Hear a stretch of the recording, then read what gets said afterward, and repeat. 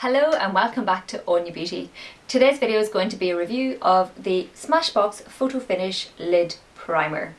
Now this retails for £15 and you get 2.5ml. It has a Doe Foot Applicator and I use that just to dab it onto my lids, or I'll pop it in the back of my hand and then pop it onto my lids.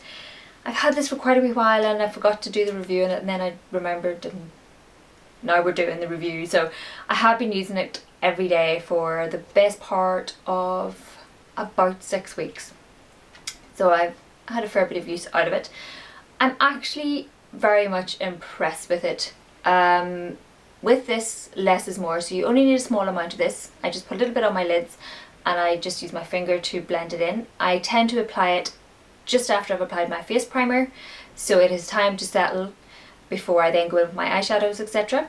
One thing I would recommend with this is that you would definitely need, well, I find I prefer to pop a pale shadow, so you know, a skin toned eyeshadow over the top of this after it has settled. I have found that it will ever so slightly, after initial application, before it has settled, blinking and all the rest, it will settle into the creases just very, very slightly. But if I rub my finger in and then I pop a pale eyeshadow over the top, it sets it and it will stay put the rest of the day. It does a really good job of keeping my eyeshadow on all day, and I'm genuinely really pleased with it. It is on the higher end, so £15 for 2.5ml is, I think, expensive enough. You know, it's more in line with Urban Decay's Primer Potion, things like that, so it is expensive, but I think it does a really, really good job.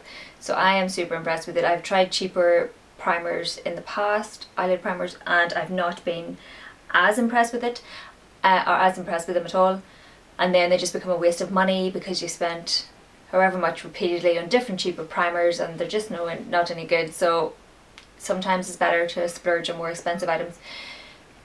So this I would recommend. I think it helps slightly with just the discoloration on my eyelids. I sort of get a lot of veining and blue and purpleness on my lids. The joys of being translucent.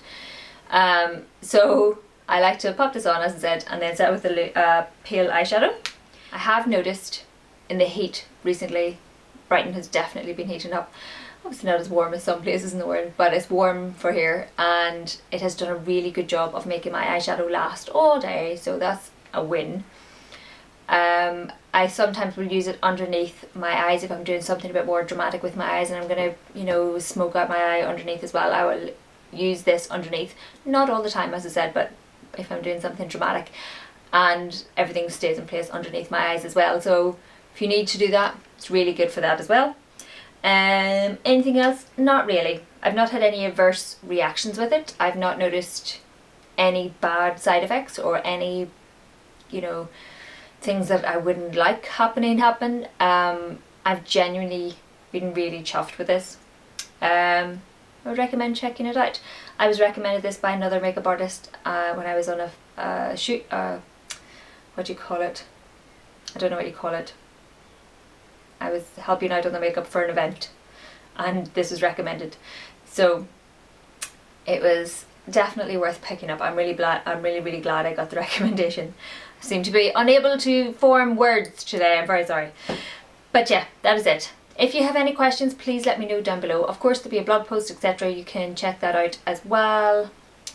And that's the whole crack. So thank you very, very much for watching. Please like if you liked. Please subscribe if you haven't already. Give it a thumbs up. And I will see you in my next video. Okay.